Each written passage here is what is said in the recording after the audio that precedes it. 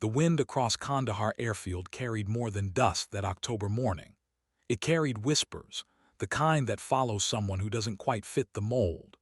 Major Evangeline Phoenix Reeves stepped off the transport, her medical kit slung across shoulders that had carried heavier burdens than anyone suspected. The other personnel barely glanced her way, just another nurse rotation, another support role in the endless machinery of war. But Staff Sergeant Marcus Holloway noticed something the others missed. As Phoenix adjusted her collar against the Afghan wind, a glint of metal caught the light. Dog tags. Not the regulation pair every service member wore, but something else entirely. Something that made his blood run cold. "Jesus Christ," he whispered, fumbling for his radio. The frequency crackled to life as he keyed the mic with trembling fingers. "Tower, this is Holloway. I need you to run a personnel check on the new medical officer. Call sign Phoenix." The voice that came back was tired, routine. "Holloway, she's a trauma nurse. Category 4 assignment. What's your concern?" Marcus couldn't take his eyes off those tags swaying against her uniform. He'd seen identical ones before, wrapped around the wrist of Captain Elena Vasquez 3 years ago, right before Recon Team Delta disappeared into the Hindu Kush Mountains. Before they became 16 names on a memorial wall and a classified folder that made grown colonels go quiet. "Sir, I need you to cross-reference her service record with Operation Blackwater, 2021, Recon Team Delta." The silence stretched long enough for Marcus to wonder if his radio had died. When the voice returned, it was different. Careful. "Sergeant, you're to report to Colonel Davidson immediately, and Holloway, not a word to anyone." Phoenix had already disappeared into the medical tent by the time Marcus acknowledged the order. But the image burned in his mind, those dog tags, weathered and worn, bearing names that officially never came home. How does a nurse carry the identification of dead reconnaissance soldiers? More importantly, why was everyone pretending she was just another medical officer when her file had enough black ink to choke a horse? As Marcus hurried toward the command post, he caught one last glimpse of Phoenix through the tent flap. She wasn't organizing medical supplies or checking equipment. She was staring at a map of the surrounding mountains, her finger tracing routes that only someone with extensive ground experience would know. Routes that led into the same valleys where 16 soldiers had vanished without explanation, leaving behind only questions and a conspiracy of silence that reached all the way to the Pentagon. The afternoon briefing in Colonel Davidson's office felt like stepping into a tomb. The air conditioning hummed against the desert heat, but the chill in the room had nothing to do with temperature. Davidson sat behind his desk like a man carrying the weight of decisions that cost lives, his graying temples catching the harsh fluorescent light. Marcus stood at attention, watching the colonel's face cycle through emotions he couldn't quite read. "Tell me exactly what you saw, Sergeant." Davidson's voice carried the careful neutrality of someone who already knew the answer but needed confirmation. Marcus described the dog tags, the way Phoenix had studied the mountain routes, the feeling that everything about her presence felt orchestrated rather than routine. Davidson listened without interruption, occasionally making notes on a pad that he kept angled away from view. "Sir, if I may ask, who is she really?" Davidson stood and moved to the window overlooking the flight line. Apache helicopters sat in neat rows, their rotors tied down against the constant wind. "What do you know about compartmentalized operations, Sergeant?" "Need-to-know basis, sir. Information divided into sections to prevent the whole truth from destroying everyone involved." Davidson turned back, his expression grim. 3 years ago, Recon Team Delta was inserted into Grid Square 2847 for what should have been a 72-hour reconnaissance mission. Standard intel gathering, minimal risk. They never made their first checkpoint. Marcus felt his stomach tighten. Every soldier knew the story, or thought they did. 16 men, equipment failure, probably dead within hours of insertion. A tragedy, but not uncommon in a war zone where mountains ate helicopters and Taliban ambushes were as predictable as sunrise. The official report listed equipment malfunction and probable KIA due to enemy action. Case closed, families notified, memorial service held. Davidson opened a file cabinet, retrieving a folder so thick it required both hands. The unofficial report is somewhat different. The folder hit the desk with a sound like thunder. Classified stamps covered every surface, some dating back years, others so recent the ink still looked wet. Davidson opened it carefully, revealing photographs that made Marcus's breath catch. Phoenix, but not Phoenix. The woman in the images wore full combat gear, carried weapons that suggested frontline operations rather than medical support. Her hair was longer, her face harder, but those eyes were unmistakable. In one photo, she stood with Recon Team Delta, all 17 faces smiling at the camera like soldiers heading home rather than men about to disappear forever. Major Evangeline Reeves, call sign Phoenix, wasn't their medic, Davidson said quietly. She was their pilot. The revelation hit Marcus like physical force. Phoenix had flown Recon Team Delta into those mountains. She'd been there when 16 soldiers vanished, and somehow she'd made it out. But if that was true, why the elaborate deception? Why return as a nurse instead of facing whatever investigation should have followed? Davidson seemed to read his thoughts.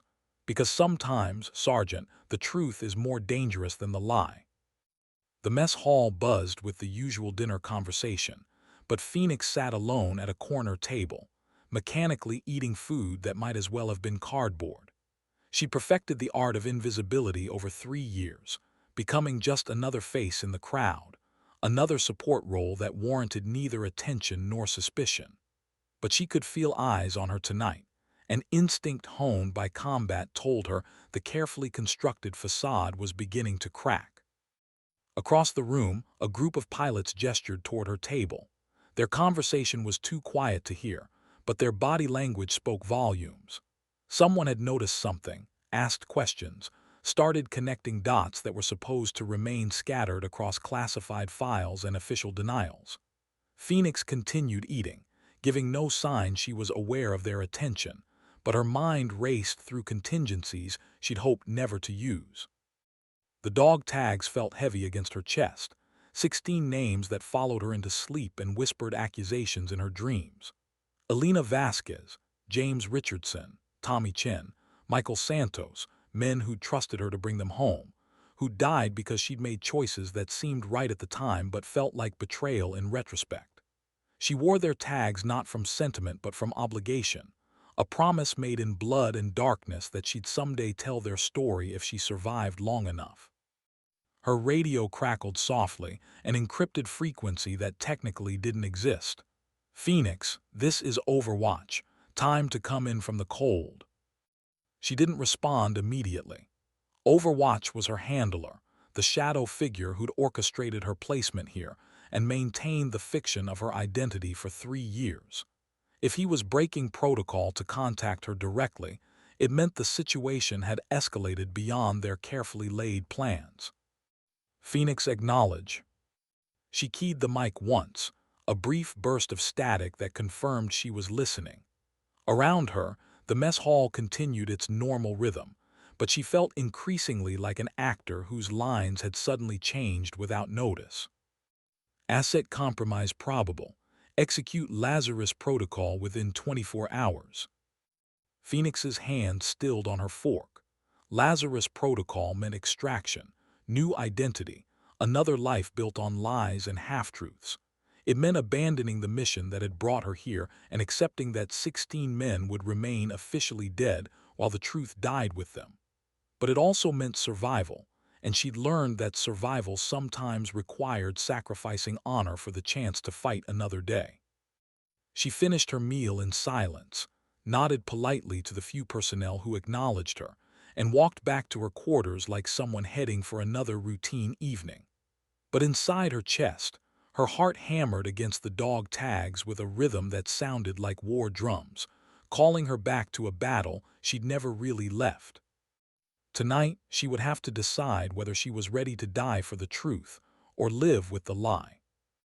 Colonel Davidson's secure phone rang at 300 hours, jerking him from uneasy sleep filled with dreams of burning helicopters and congressional hearings.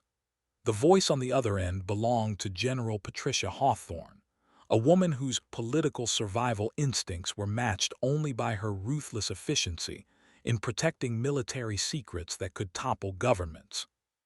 "Davidson, we have a problem." He sat up, instantly alert. "How bad?" "Phoenix level bad.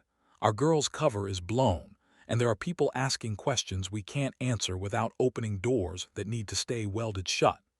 Hawthorne's voice carried the weight of someone who'd spent decades managing crises that never appeared in official reports. "I need you to understand something, Colonel. This isn't just about one pilot or even one failed mission. This is about maintaining the fiction that keeps our entire Middle East strategy from collapsing." Davidson rubbed his eyes, trying to process implications that seemed to multiply with each word. "What do you need from me?" "Complete deniability. Phoenix was never there. Recon Team Delta died exactly as reported, and any evidence suggesting otherwise needs to disappear permanently." The line crackled with static, but her intent came through clearly. "I'm sending a team to clean this up. Your job is to make sure they have complete access and zero interference." "And Phoenix?" "Phoenix doesn't exist anymore.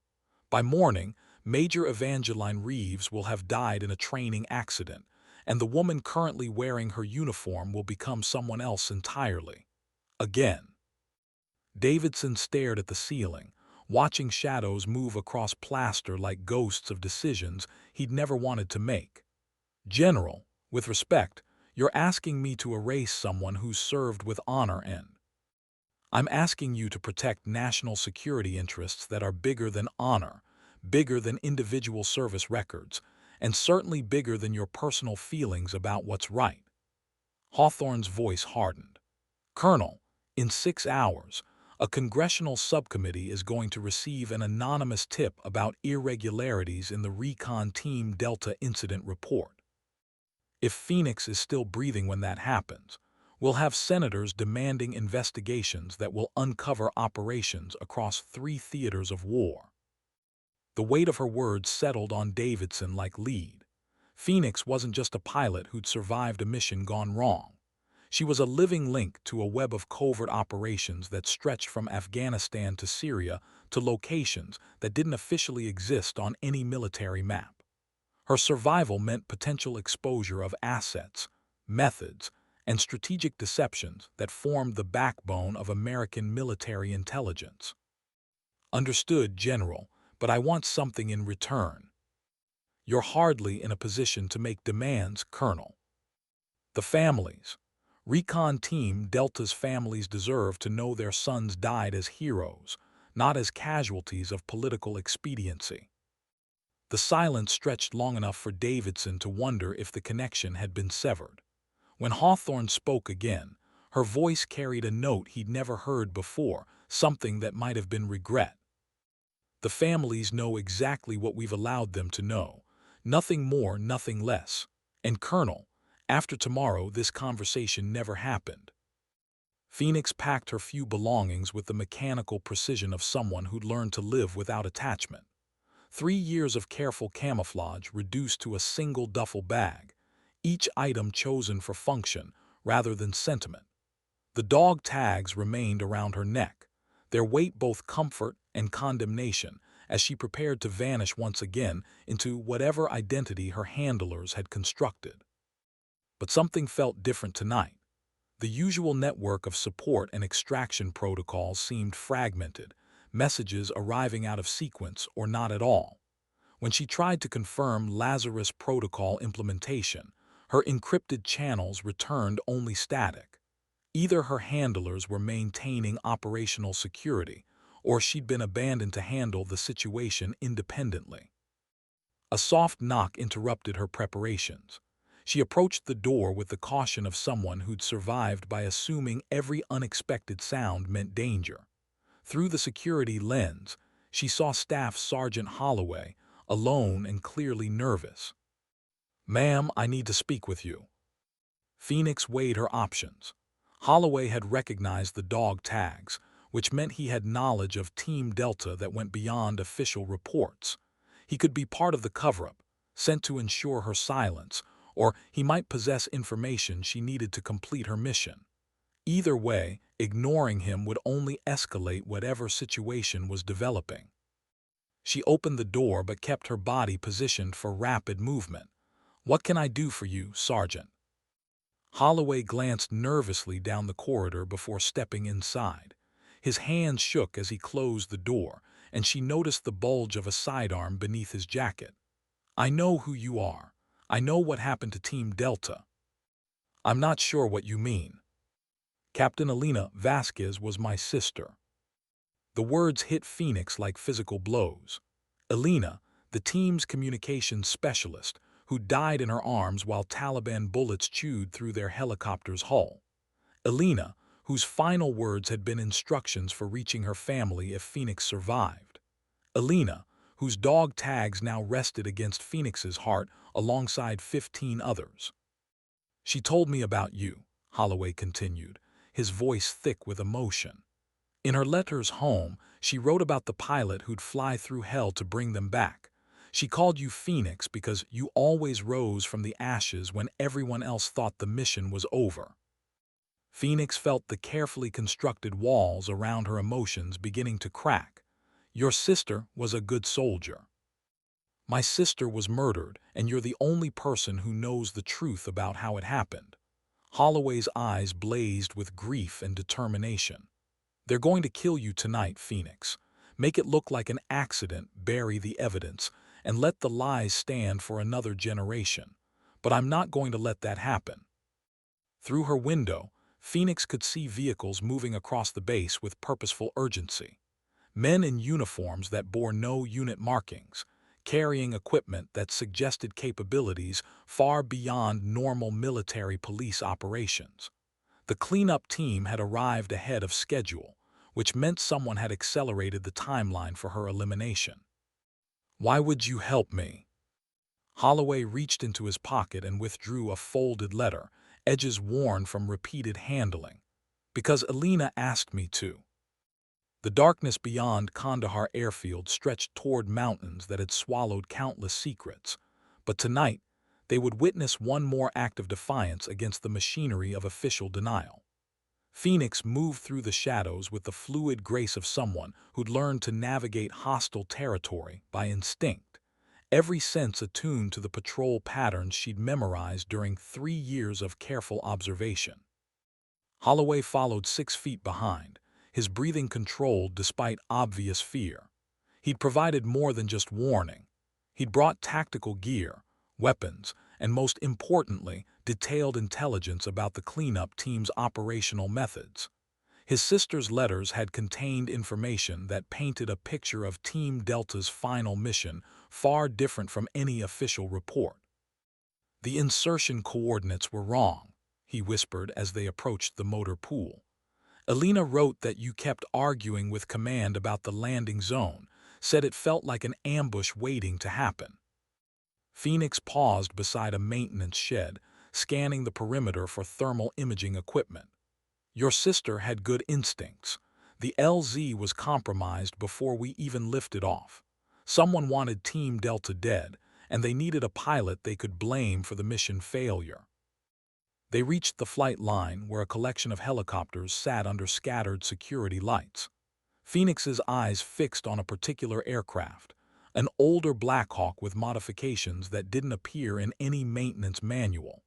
She'd flown similar birds during classified operations, machines stripped of identification and equipped with systems that officially didn't exist. "Can you fly that thing?" "I can fly anything with rotors," Phoenix replied, but her attention was focused on movement near the command tower. Figures in dark tactical gear were positioning themselves around the base with the systematic precision of a military operation. "But we're not leaving without proof." She produced a small electronic device. its screen showing encrypted files that had taken 3 years to compile.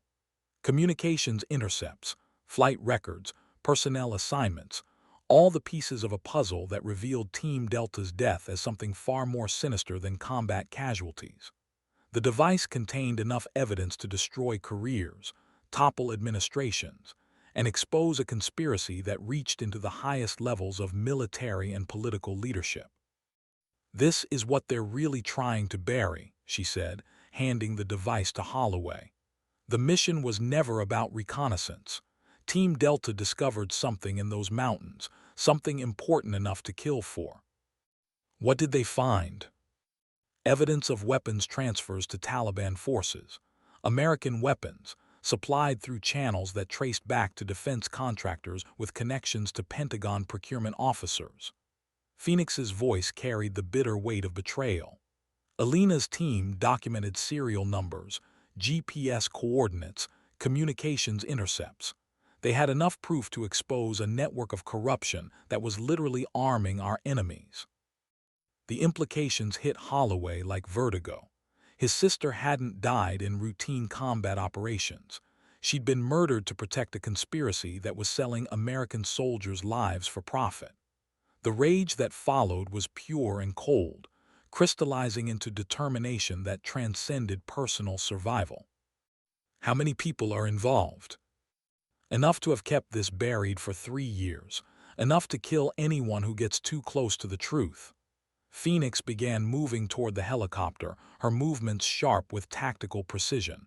"But tonight, that ends." The Blackhawk's engines wound up with a sound like mechanical thunder, drowning out alarms that began wailing across the base, as security forces realized their quarry was no longer cooperating with termination protocols. Phoenix's hands moved across the controls with the muscle memory of countless combat missions, bringing systems online while Holloway monitored radio traffic that crackled with increasingly urgent commands. "All units, Phoenix is airborne. Weapons free, repeat, weapons free." The authorization to use lethal force meant the cleanup had officially failed, escalating to active containment operations. Phoenix pulled the helicopter into a climbing turn, using the base's own infrastructure to mask their heat signature while gaining altitude toward the mountains that held both secrets and sanctuary. Below them, ground forces scrambled to establish pursuit protocols, but Phoenix had advantages beyond their expectations. She knew every radar blind spot, every terrain feature that could hide an aircraft, every emergency landing zone scattered across the tribal regions. More importantly, she carried proof that could expose the truth about Team Delta and the conspiracy that had consumed their lives. "Where are we going?" Holloway shouted over the engine noise. "To finish what your sister started." The helicopter banked toward peaks outlined against stars, carrying two people whose lives had just become forfeit in service of a truth that powerful forces would kill to suppress. But Alina Vasquez's dog tag swayed against Phoenix's chest with a rhythm that sounded like justice, and for the first time in 3 years, she felt the weight of 16 names pushing her forward rather than holding her back. The Hindu Kush mountains rose before them like ancient sentinels, their peaks crowned with snow that gleamed silver in the moonlight. Phoenix guided the Blackhawk through valleys that held echoes of her last mission here, when she'd carried 16 soldiers toward what they'd believed was routine reconnaissance, but had instead been carefully orchestrated execution. Now she returned with one man whose sister's death demanded answers that only these mountains could provide. "Grid reference 2847 North," she called to Holloway, who was studying maps with the intensity of someone whose world had been redefined by revelation. "That's where Alina's team made their last transmission." The coordinates led them deep into territory that appeared empty on official maps, but had been thoroughly surveilled by intelligence assets for decades. Phoenix remembered flying these routes during operations that existed only in classified files, inserting teams whose missions were never acknowledged and whose casualties were attributed to training accidents or equipment failures. As they approached the target zone, her hands tightened on the controls. This valley held memories she'd spent 3 years trying to forget. The sound of gunfire erupting from what should have been an empty mountainside. The desperate radio calls from Team Delta as they realized their position had been compromised. The weight of Elena Vasquez's body as Phoenix tried unsuccessfully to stop the bleeding from wounds that should never have existed. There, Holloway pointed toward a narrow plateau where twisted metal still reflected moonlight. Wreckage from their helicopter. Phoenix brought the Black Hawk into a hover, studying the crash site with professional assessment. The debris pattern told a story of controlled descent rather than catastrophic failure, confirming what she'd always known. Her aircraft had been shot down by someone who knew exactly where to find it. The placement of wreckage suggested the helicopter had been deliberately destroyed after landing, eliminating evidence of survival and ensuring no witnesses remained to contradict official reports. Can you land? Not without triggering every surveillance system between here and Islamabad. Phoenix adjusted their altitude, using terrain masking to avoid radar detection while maintaining visual contact with the crash site. But I can put us down long enough to confirm what Elena found. The plateau where Team Delta had died was smaller than she remembered, a rocky shelf barely large enough for helicopter operations. As they descended, Phoenix's instruments detected electronic signatures that shouldn't exist in this remote location: surveillance equipment, communication relays, and power sources that suggested permanent installation rather than temporary deployment. Someone's been maintaining this site, she observed, noting fresh vehicle tracks that led toward a cave system carved into the mountain face. This isn't abandoned wreckage, it's an active operation. They touched down 50 meters from the crash site, engines spooling down but ready for immediate departure if the situation deteriorated. Phoenix moved toward the wreckage with weapon ready, every sense alert for threats that could materialize from countless concealed positions among the rocks. The helicopter's tail section bore scorch marks consistent with rocket-propelled grenades, but the impact patterns were wrong for Taliban weapons. These were precision strikes from American ordnance, fired by someone with detailed knowledge of aircraft vulnerabilities and access to military-grade targeting systems. Phoenix, look at this. Holloway stood beside the cave entrance, where metal containers bore stenciled markings that made her blood run cold. Serial numbers that matched weapons supposedly destroyed in Iraq, ammunition lots that had been reported as lost to enemy action, equipment that should have been decommissioned years ago. Elena's team had discovered a massive arms trafficking operation that was redirecting American military supplies to hostile forces throughout the region. But the containers held more than weapons. Documents in waterproof cases revealed financial records, communication logs, and personnel files that painted a picture of corruption reaching into the highest levels of military procurement and congressional oversight. Names she recognized from Pentagon briefings, defense contractors who'd testified before Congress about security concerns, politicians who'd built careers on military support while secretly profiting from the conflicts they publicly opposed. Jesus Christ, Holloway breathed, photographing pages that could topple governments. Elena found all this. Elena found enough to get 16 people killed, Phoenix replied grimly, but not enough to stop the operation. Motion sensors placed around the cave system began transmitting alerts to destinations unknown, but Phoenix suspected their presence had been detected the moment they'd entered the valley. They had minutes, perhaps seconds, before whatever security forces protected this site responded with lethal efficiency. We need to go now. But as they moved toward the helicopter, Phoenix realized their escape route had been compromised. Aircraft approached from multiple directions, their engine signatures matching the helicopters she'd seen during the most classified operations of her career. The cleanup team had found them, and this time there would be no survivors to complicate official narratives. Get to the bird, she ordered Holloway, who was still documenting evidence with desperate efficiency. I'll cover our withdrawal. The first attack came from the north, a precision strike that bracketed their position with explosive rounds designed to disable rather than destroy. Phoenix recognized the tactics, containment operations meant to capture rather than kill, at least until interrogation could determine how much classified information required damage control. She reached the Black Hawk as Holloway secured the documentary evidence that had cost 16 lives to obtain. Her hands flew across startup procedures, bringing engines online while automatic weapons fire began chewing through the aircraft's armor plating.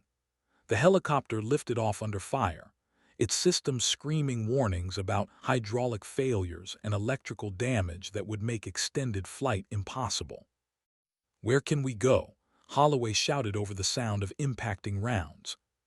Phoenix banked toward a valley she remembered from previous operations, a narrow gorge where aircraft couldn't maneuver effectively, and ground forces would need hours to establish pursuit. But her instruments showed fuel loss and engine stress that meant they had one chance to reach safety before the helicopter became a flying coffin. "Somewhere they can't follow us," she replied, pushing the damaged aircraft toward its operational limits. "And somewhere the world will finally hear Elena's story." Behind them, the secret arms depot erupted in flames as security forces implemented scorched earth protocols designed to eliminate evidence along with witnesses. But the truth Elena Vasquez had died to expose was finally airborne, carried by a pilot whose promise to bring her people home was 3 years overdue, but not yet broken. The damaged Black Hawk limped through mountain passes that had witnessed countless invasions and retreats, its engine sputtering against the thin air, while Phoenix coaxed every ounce of performance from systems that threatened to fail with each mile they traveled. Fuel leaked in a steady stream from punctured tanks, leaving a trail that pursuit forces could follow, but also marking their path toward a destination she hadn't shared with Holloway. "How much further?" he asked, clutching the waterproof case containing Elena's evidence while monitoring radio traffic that crackled with coordination between multiple aircraft and ground teams. "Far enough." Phoenix's hands moved across controls with the instinctive precision of someone who'd learned to fly wounded aircraft through hostile airspace, compensating for hydraulic failure and electrical damage that would have grounded most pilots. "There's a place ahead where we can land, somewhere they can't reach us with conventional forces." The valley she remembered appeared exactly as she'd left it during a classified operation 18 months earlier. A narrow depression between peaks that rose like cathedral walls, accessible only by air, and protected by terrain that defeated most surveillance systems. More importantly, it was home to a group of people who had their own reasons for avoiding official attention and sufficient motivation to provide sanctuary for someone carrying information about American military corruption. As they descended toward a landing zone that appeared barely large enough for helicopter operations, figures emerged from concealed positions among the rocks. These weren't Taliban fighters or tribal militia, but American personnel who'd chosen exile over complicity in operations that violated every principle they'd sworn to protect. Deserters, whistleblowers, and soldiers whose consciences had proven stronger than their fear of courts-martial. "Welcome to the island of misfit toys," Phoenix said grimly, as the helicopter touched down with mechanical groans that spoke of systems at the edge of failure. "Population, everyone the government wants to forget."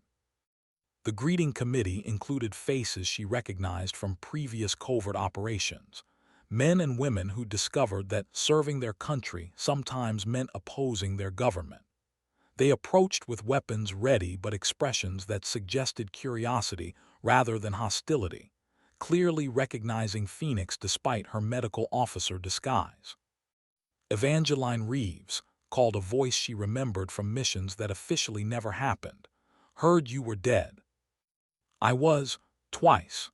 Phoenix shut down the engines and began securing systems that would need extensive repair before the aircraft could fly again. "Marcus, meet some friends of mine, People who have also discovered that truth is more dangerous than bullets. The man who emerged from the group wore the weathered expression of someone who'd seen too much and chosen principle over survival. Colonel James Mitchell had commanded Special Operations Forces across 3 theaters of war before discovering that his missions were being compromised by the same corruption Alina's team had died exposing. His unit had been disbanded, his record classified, and his existence officially terminated after he'd refused to participate in operations that amounted to state-sponsored murder. "What brings you to our little paradise?" Mitchell asked, but his eyes were already focused on the case Holloway carried. "And what's worth risking military pursuit to deliver?" Phoenix handed him the encrypted device containing 3 years of carefully compiled evidence. Proof that Team Delta was murdered to protect an arms trafficking network that reaches into Pentagon procurement and congressional oversight committees. Names, dates, financial records, communication intercepts, everything needed to expose a conspiracy that's been selling American soldiers' lives for profit. Mitchell's expression hardened as he reviewed the files, his tactical computer displaying information that painted a picture of betrayal more extensive than anyone had imagined. Serial numbers from weapons used against American forces, traced back to suppliers with contracts approved by officials who'd sworn to protect military personnel. Communication logs showing coordination between defense contractors and hostile forces, facilitated by officers whose careers had been built on manufactured conflicts. How many people know about this? Alina Vasquez's team died for it. Phoenix has been hunted for 3 years because of it. Holloway's voice carried the controlled fury of someone whose grief had crystallized into determination. And tonight, cleanup teams are implementing termination protocols to ensure it stays buried. The implications settled over the group like smoke from distant fires. They'd all chosen exile to avoid complicity in corruption, but Phoenix had brought evidence of betrayal that exceeded their darkest suspicions. The conspiracy Alina had discovered wasn't limited to weapons trafficking. It encompassed systematic deception that had prolonged conflicts, maximized profits, and treated American military personnel as expendable assets in a business model that required continuous warfare. "What do you want from us?" Phoenix looked toward peaks that caught the first light of dawn, their snow-covered summits gleaming like promises of redemption. "Help me finish what Alina started. Help me make sure 16 soldiers didn't die for nothing." The silence that followed was broken only by wind through mountain passes, and the distant sound of aircraft that were searching for people who decided the truth was worth dying for. Dawn broke across the Hindu Kush with the kind of crystalline clarity that made the violence of human conflict seem insignificant against the eternal presence of stone and sky. Phoenix stood at the edge of their temporary sanctuary, watching helicopters circle the valley entrance like mechanical vultures, searching for heat signatures and electronic emissions that would reveal their position. The sanctuary Mitchell's group had established was more sophisticated than it appeared from the air. Concealed solar arrays powered communication equipment that could reach global networks, while natural caves provided protection from both surveillance and weather. Most importantly, the location included personnel with the technical expertise to process and disseminate information that governments preferred to keep classified. "Your evidence is solid," Mitchell reported, reviewing files that had cost 16 lives to compile. Alina's team documented everything: serial numbers, financial transfers, communication intercepts, personnel records. This isn't just proof of corruption. It's a complete blueprint of how the system works. Holloway had spent the morning creating backup copies of his sister's work, understanding that their survival depended on ensuring the information couldn't be contained by eliminating witnesses. Digital files were encrypted and distributed to multiple secure servers, while physical documents were photographed and transmitted to journalists whose investigations had already begun touching the edges of the conspiracy. "The cleanup teams won't stop," Phoenix observed, watching aircraft establish patrol patterns that suggested extended operations rather than quick extraction. They have too much invested in keeping this buried. Then we make sure burial becomes impossible, Mitchell replied. There are people who have been waiting for proof like this, investigators and journalists who have suspected the truth but lacked evidence. Congressional oversight committees whose members aren't part of the conspiracy. International courts that have jurisdiction over war crimes. Phoenix nodded, but her attention remained focused on the tactical situation developing around their position. Thermal imaging equipment was probing the valley's thermal signatures, while communications intercept teams attempted to locate their electronic emissions. The sanctuary provided temporary protection, but extended siege would eventually succeed in either killing them or forcing surrender. How long can we hold this position?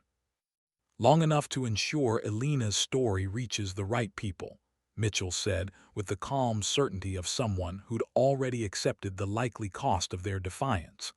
The question isn't whether we survive. The question is whether her sacrifice finally means something. Elena Vasquez's dog tags caught sunlight as Phoenix adjusted them against her uniform. 16 names whose deaths had been transformed from meaningless casualties into purposeful sacrifice. The weight she'd carried for 3 years was shifting from guilt to determination, from burden to mission completion. She'd be proud of you, Holloway said quietly, understanding the emotional transformation he was witnessing. Elena always said the mission wasn't over until everyone came home. Today, they finally get to come home. The radio crackled with incoming transmission from sources beyond the valley. Confirmation that Elena's evidence was being received and analyzed by people with both the authority and the integrity to act on information that exposed systematic betrayal. Congressional investigators, military prosecutors, and international oversight bodies were beginning to coordinate responses that would reach far beyond simple courts-martial. Phoenix, this is Overwatch. The voice belonged to her former handler, the shadow figure who'd orchestrated 3 years of deception, but now seemed to be offering something different, perhaps redemption, perhaps simply acknowledgement that the game had changed beyond anyone's ability to control outcomes. What do you want?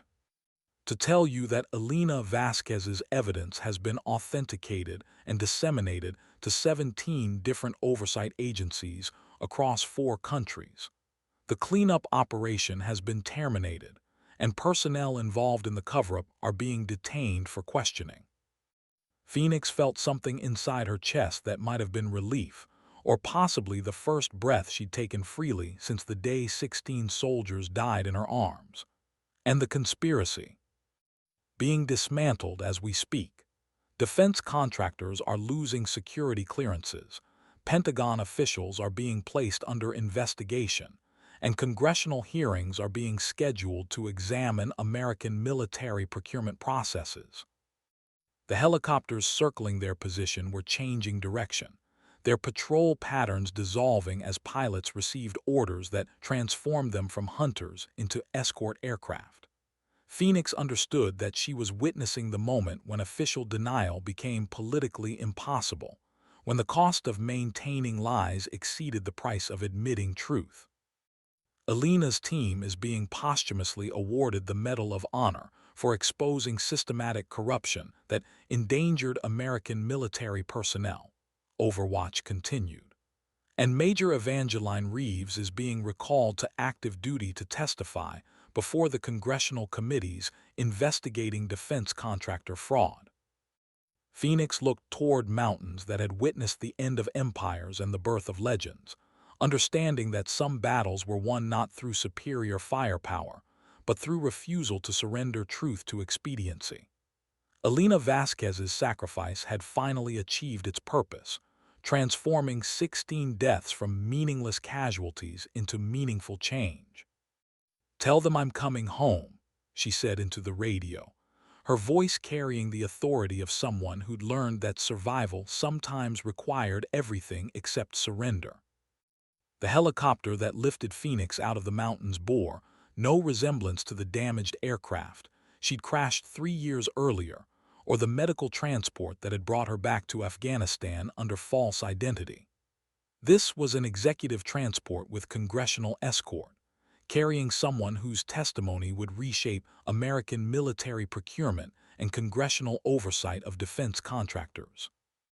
Holloway sat beside her, clutching copies of his sister's evidence with the protective instinct of someone who understood their value exceeded any monetary calculation. Alina's work had become the foundation for investigations that were already reaching into Pentagon procurement offices and congressional defense committees, exposing networks of corruption that had treated American military personnel as expendable resources in a business model that required continuous conflict. "What happens now?" he asked as they flew toward a landing zone where congressional investigators waited to begin depositions that would determine the scope of prosecutions and reforms. "Now we make sure Alina's story gets told completely," Phoenix replied, watching familiar terrain pass beneath aircraft that represented official acknowledgement rather than official denial.